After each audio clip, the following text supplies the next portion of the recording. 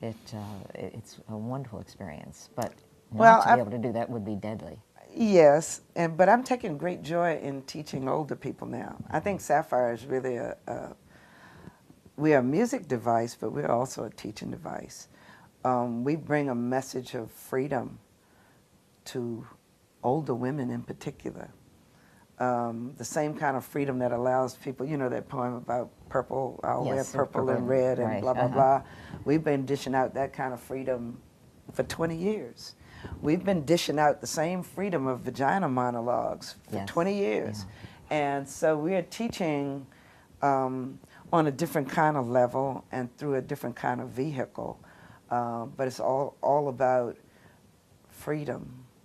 And it's all about being honest first to yourself. And also I'm teaching now with my History of Women in the Blues workshop. These women were the foremothers, and they taught independence and taught about oppression and sang about how to rid oppression.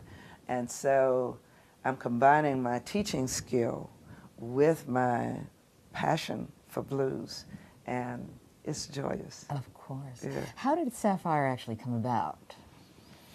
I should say Sapphire / the Uppity Blues Women. Yeah. Well, first of all, with that name, when we first went on the road, we went on the road in '88. We started in '84. We went on the road in '88. And now, we were was it just you and Ann? It was and Earlene Lewis. And Earlene in '88. Okay. At any rate, we were just Sapphire, Saffire. There was a top 40s Latino woman named S.A. Fire. Her fans were coming to our show. Our fans were going to her show. Our lawyer and her lawyer got together. And we had the name longer, but she was bigger, better known. So to avoid litigation, a lot of people were calling us Uppity Blues Women. To avoid litigation, we had to put that appendage on our name, and so there you have it. We never would have named ourselves that big mouthful. We wouldn't have gone by that big mouthful of a name. So, but Sapphire, let's see, it goes back. Ann and I have been playing together over 25 years.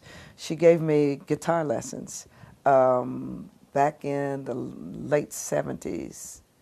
And then we started doing duos together. We performed, our first gig was for the Unitarians out at the college. That was our first gig, and I have a photo of that time. Then we did the State Now conference and a couple other little gigs. She went her way, I went my way, whatever. I got a call to play at Holiday Inn South when it first opened out here on Route 1. It was this big hotel at the time. And I knew that my sound with my little guitar was too thin for the room. So I called Ann up and said, you know, would you please join me on this gig? And she said, well, okay, but I play piano now too. But the thing was, she didn't have a piano. So we used to sneak in the college practice rooms, and we worked up our act, and we started playing as a duo. Ann was teaching at Germanna, computer programming class. Earlene was in the class, and she needed a makeup test. So Ann said, I'll come to your house and give you the makeup test if we can use your piano to practice. So we did, and while we were practicing, Earlene came down and she played upright bass. So she joined in, and the three of us started playing at Holiday Inn on off nights, and it just grew. It just grew. It went from one lounge, and then they opened another room, and then they opened another room. We were playing on Sunday and Monday nights, and it was packed every night. And this was in '84. So come '88, Ann's daughter graduated from college, and Ann had always said, once Lizzie graduates, I'm going to do this full-time for a living. And do you want to go? I was like, well, okay, I'll do it for a year. You know, I'll try anything for a year. I got a year's leave of absence from James Monroe. And again, it just grew. So I guess we were doing something right. Apparently, yes. Yeah. Well, when you move from just the local scene into the big music world, and Well, let's make this correction right now. The blues is not a big music world. The only household name in the blues world is B.B. King. but isn't there a kind of resurrection of interest in or growth in Name me interest one in more person. Handy? Not He's existent. dead. He'd have been dead. He'd have been dead. Like when I talk about this legendary blues cruise that I was just on, I start to tell people about the other bands that were on the cruise, but I know they don't know the bands. And these are great bands. But, you know, you've probably never heard of Little Milton. You've probably never heard of Derek Trucks. You've probably never heard of Ronnie Baker Brooks. You might have heard of Taj Mahal. No? Okay, and he was the headliner.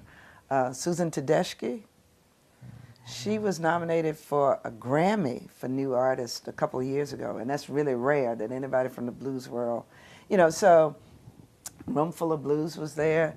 You have all these great, wonderful acts, but the fact is, blues doesn't get commercial airplay, and we don't get the royalties. We don't get, it's not a field where you make money. If you can make a living doing it, that's great. So we've been able to make a living, but, you know, by the end of the month, I'm counting my pennies to get a pizza, and that's the truth of the matter. I tell you where I eat. We won't go there. Yeah, but, you know, the fact of the matter is, you know, anybody with a regular job probably has a better 1040 adjusted gross income than I do. But how much satisfaction do I'm they doing have? what I love. Yeah, I'm doing what I absolutely love. Yeah. Well, I don't know why. I probably because I don't know it. I sort of hear or think I hear that there is interest in the blues, and or maybe it's the commercials that are being done. Every on television. commercial on TV, whether it's beer or I saw an ad night before last for an internet dating service, and the music behind it was an acoustic blues guitar and a harmonica. But the thing is, whoever was playing that blues and playing that harmonica, and it was really good, nobody knows who it is. And it's some music that will perk your ears in a heartbeat, but, you know, it's all generic. Every beer ad, every Levi's ad, every Volkswagen ad, the musicians don't get the fame and the notoriety. Of course, yeah. So except for B.B. King, the queen of the blues is Coco Taylor. People don't even know her. That's Coco right there. Right there. We should. She's Coco. This. And I'm proud to say that Coco and Sapphire are on the same record label. Oh, Yeah, wonderful, right. wonderful, wonderful. The this little publication that I have in my hand is kind of interesting because it does say a presentation of the history of women in the blues, and it does give you a little bit of an idea of where things were and where they are. And it's just in one little publication, but I'm sure there must be lots of information out there about the blues. Oh, there's a lot of information, but I guess as with all things grow and evolve, and blues in the 20s was probably comparable to rap music today. A lot of, especially the blues from the 30s, when the women were the first ones recorded for public consumption in the 20s. In the 30s, you had more solo male guitar players due to the Depression, I do believe. But a lot of the content is not that far off from what rap is today.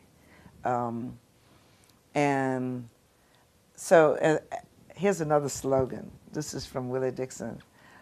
Blues is the roots, all else is the fruits. Oh, yeah, yeah. And that's the way it is. What about in your travels? Excuse me. You mentioned touring elsewhere, especially out of the country. How much interest is there in the blues outside of the United States? A lot, especially in Europe. But we've played in Brazil, we've played in New Zealand, we've played in South Africa, Spain. Oh, Spain, they eat us up in Spain. God, I love Barcelona. Barcelona. So the interest is there. The interest is definitely there. I think a possible